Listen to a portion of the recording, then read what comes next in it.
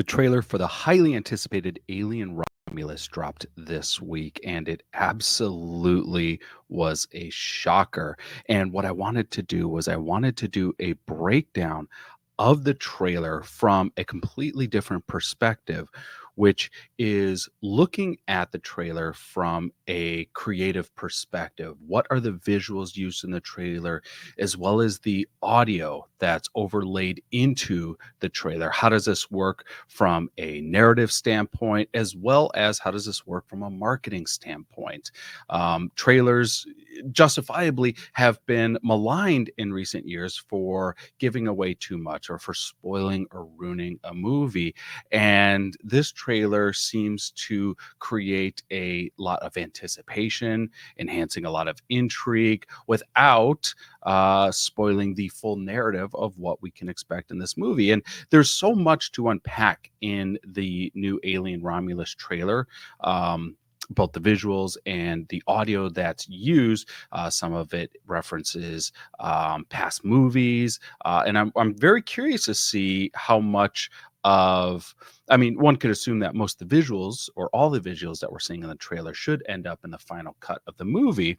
But I'm actually, and we'll dive into this as we go through the trailer, very curious to see what of the sounds, the audio overlays they're using in this trailer actually appear in this video. So for those that are concerned about spoilers, I can assume that this is a spoiler-free video because, well, we haven't seen the movie yet, and I don't necessarily have any insider theories as to what could be in this movie that would potentially spoil it for anyone. So let's go through and let's start dissecting from with a creative lens the new Alien Romulus trailer.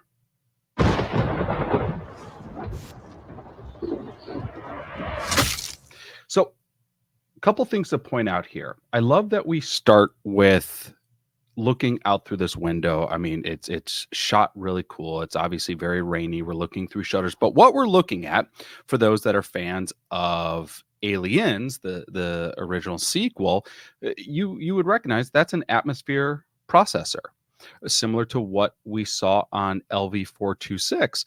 And the idea is that the characters are living on a planet that has an atmosphere processor. Now, if you remember in the original, the Aliens, the 1986 film, when the Marines came in, they came in through a very dense, stormy atmosphere. And even later in the movie, where Ripley and the Marines are standing outside, it's windy, it's dark, it's gloomy. And what the director has done in this shot is he's recreated that environment. The idea that these terraformers, these atmospheric processors, create a lot of storms and a lot of very chaotic weather on the planets, and so we're seeing that represented in this opening shot. Now, that also brings us to one of the first important audio sounds that we're going to be hearing in this. That sound right there. That crunching sound, and you're going to hear that a few times as we go through that trailer. Now, we think that sound is a transition from one shot to the next. It is. We think that maybe it's something that wakes her up, but what we're going to find out is that sound plays a role later in this trailer. Is this really where you want? What a great shot right there. The ship taking off from the atmosphere processor. You can see the lightning and storm in the sky. I mean, absolutely beautifully shot, and really, really recreates the vibe that Aliens had in their movie. Life. You know I don't. So here they are taking off from the planet, and you can assume this is chronologically something that's happened in the movie. They take off, and you can see how intense the atmosphere is on the planet that is being terraformed. And the sun is coming up, and we lead into what is also a really cool shot here. I like this. It's that hard, direct, very warm, punchy light. And she's staring at with this amazement, which you could theorize that if she's lived her life on this planet that we saw earlier, in the trailer that they're taking off from, that this could be one of the few times or the only times she's ever seen a son. So to look at it with that amazement and that awe would make sense. That would track for that. Then this is our only ticket out of here. We saw this shot in the teaser. Okay, so that right there, I thought was another interesting choice. So this is going to harken back to the original 1979 Alien when Dallas was crawling through the vents and the aperture style vent closures. But also the audio on this, I think, is interesting in addition to the visual. Like you have this very warm streaming light kind of pouring through this aperture opening as it expands, but then the audio is really cool. As the metal aperture opens, it definitely sounds, and I'm not sure if this is from that specific clip or they're just laying in additional audio into it, but it definitely sounds like an alien hissing, and I think that is really, really cool.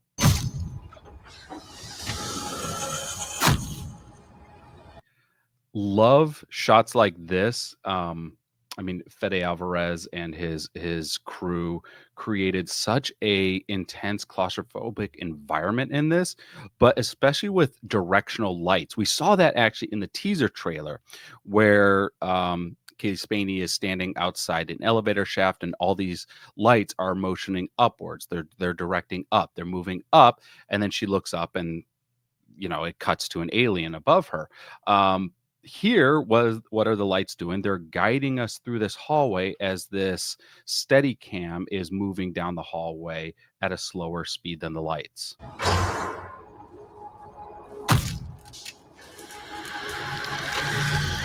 This is an interesting shot in that it is very similar to the scene from the fourth Alien movie where the aliens sacrifice one of their own to escape the containment cell, and the body of the dead alien burns through creates a hole through multiple floors of the lab. I like the idea of we haven't seen zero gravity, at least that I remember, in an alien movie. So creating this, so that was cool. So the blue mist you would recognize from the original 1979 Alien, which creates that sound as his hand breaches. Now, what's a fun side note, original director from the 79, Ridley Scott, got this light. It was actually lights from a Who concert.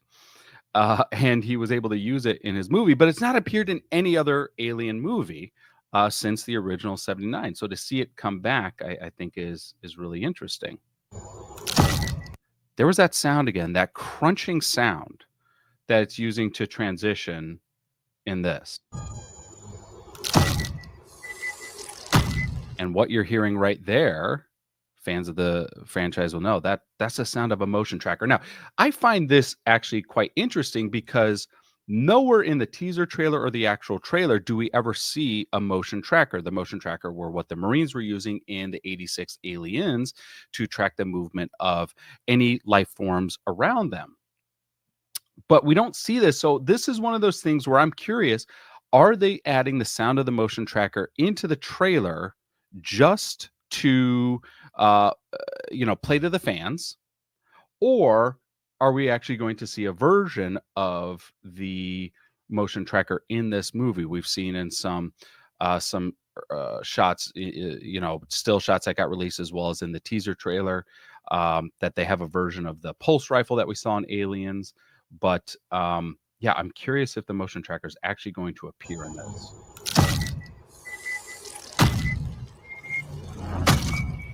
And it's just all set to build tension. as the pace of the trailer is picking up. Like over the last, I mean, we're 30, what are we, 42 seconds into this trailer, and the entire pace of this has been picking up, picking up, picking up as we're going on. And we're starting to hear that crunching sound happen more frequently. And we're about to see what that crunching sound is, which I think is really cool.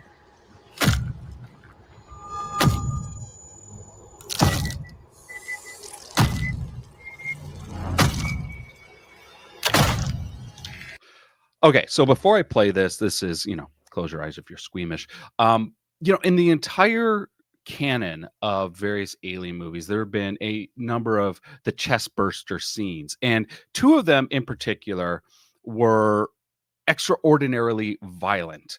And the two that come to mind were, number one was from the original, was the first chest burster scene we ever saw when the alien came out of Kane.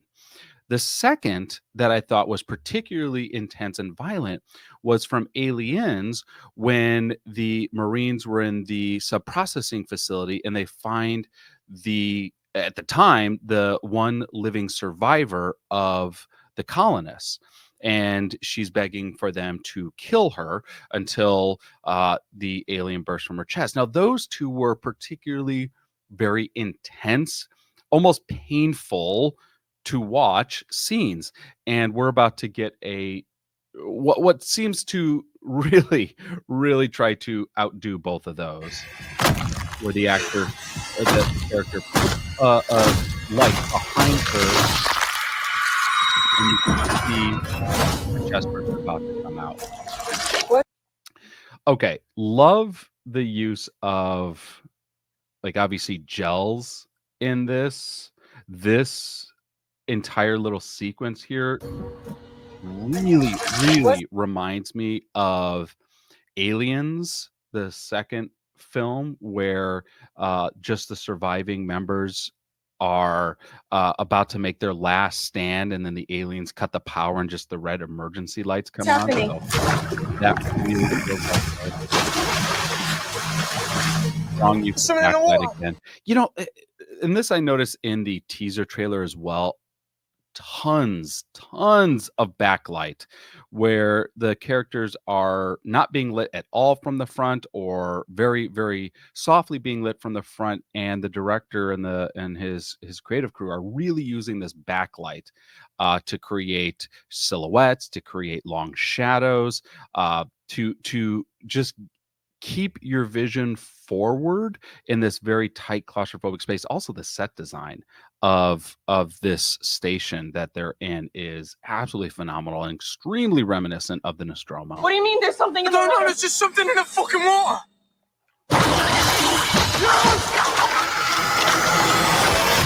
Violence.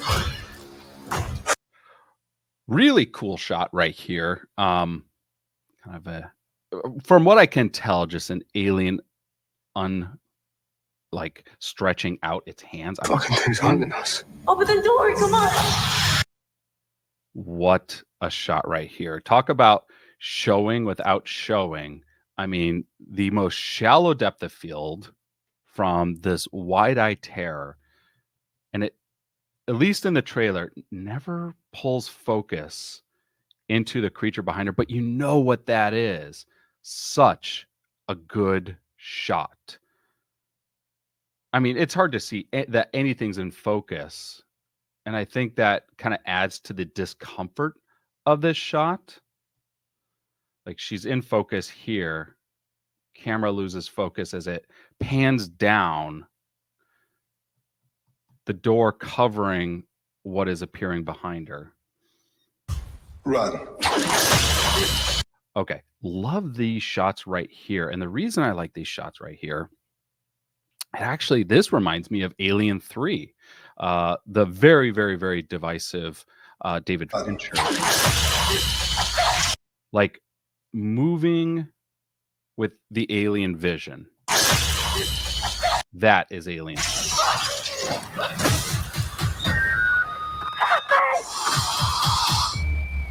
Okay. Another callback shot right here.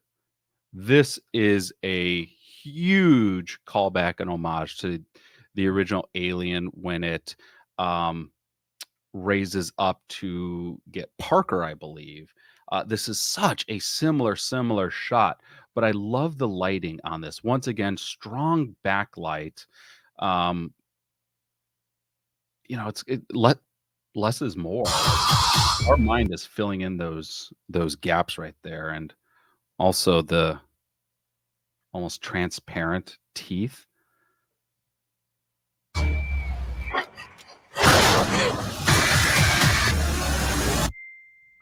Okay, this couple things here, two things that I think are really interesting. The first was as I was watching this sequence of the trailer, and you're hearing that percussion, the those beats.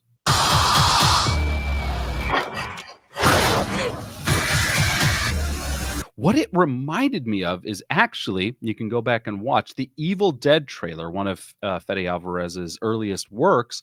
The 2013 Evil Dead trailer uses a very similar percussion pattern as text is appearing on screen through the trailer. Now, the reason I bring this up is it was reported that Fede Alvarez actually had creative control over the teaser trailer. So the one that came out 2 months ago of Alien Romulus, he helped piece that together and had creative control of that.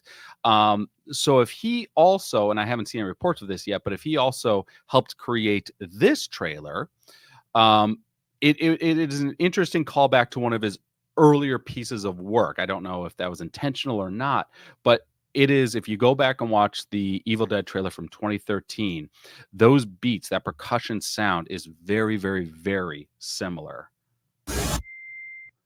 And then we're seeing that tagline again, which was Fucking from thing's hunting us. the original. Open the door, come on! Run.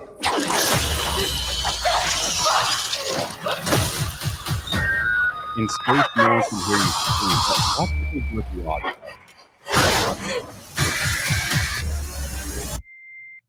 They cut the audio. And it just becomes that, it's not static, that kind of out of tune signal. Instead of saying the word scream on the screen, no one can hear you. And they immediately go for almost the rest of the trailer. That. Really effective.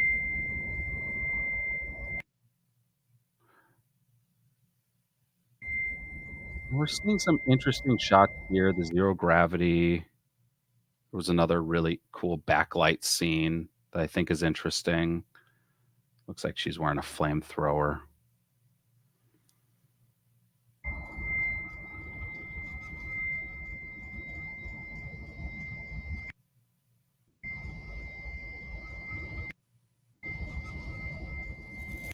That looked very similar to the original Alien, where they tried to cut the face hugger off Ash. Even the appearance of the word alien is, directly from the 1979 version. This is really interesting. Like I said, I don't think I've ever seen zero gravity in an Alien movie before, but what we're seeing, and this is so cool, she's in zero gravity and she's surrounded by the alien blood, the acid blood. And how do you try to escape from floating right into the acid blood that's just floating through the atmosphere? But really well lit shot. You have the strobing light, highlighting all the details, and you have those very orange guiding lights leading down this hallway that looks like, if you look at it, it's very reminiscent of Aliens and that alien textured hive that they created on LV-426. Are you sure you want to do this? Okay. This was probably the coolest shot of the trailer, and I love that they paused, they gave you like a few seconds of breath. Oh my God. What an intense shot. Once again, love the lighting. It's strongly backlit. You have some light strobes. I mean, this is so akin to, once again, Alien 3, So we've seen some very interesting homages to obviously the original 79 Alien, Aliens, Alien 3, and um, Alien 4. Um, with the floors being burnt out scene. I mean, terrifying. And then cut to logo.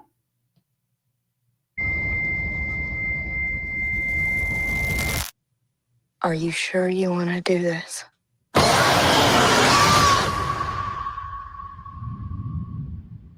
Such a fun trailer. And I got to say, I think this did a really great job at telling enough of the narrative so we understand these are individuals who grew up in a colony, who are trying to escape a colony, who come across this space station. And somehow aliens are on the space station. They get there, they're already there. The space station is there. That I'm not sure about, and that's what we're gonna have to see the movie to find out. But so much detail, so much homage to past alien movies, and I think it does a really effective job of building intrigue, building curiosity, great use of sound, great use of visuals, what they chose to show. And it's going to be really interesting to see what they chose not to show in this trailer, because kind of like I said at the intro, so many trailers are often maligned for showing too much or giving away too much of the plot. And I don't think that does this here.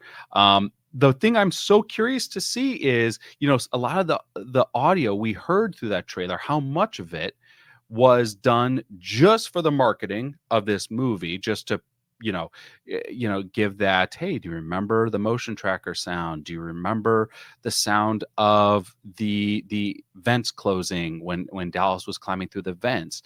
Or are we going to hear a lot of those sounds in the movie, or is that motion tracker going to appear in the movie? We're going to have to find out in August when this movie comes out. But thank you so much for tuning in. This is my first trailer review on this channel. If you like it, let me know. Definitely hit that subscribe button, hit the thumbs up button, hit the bell notification button. If there are other trailers you want me to unpack like this from a creative standpoint, let me know. Happy to dive into those. Appreciate you tuning in, and we'll talk to you in the next episode. Take care, everyone.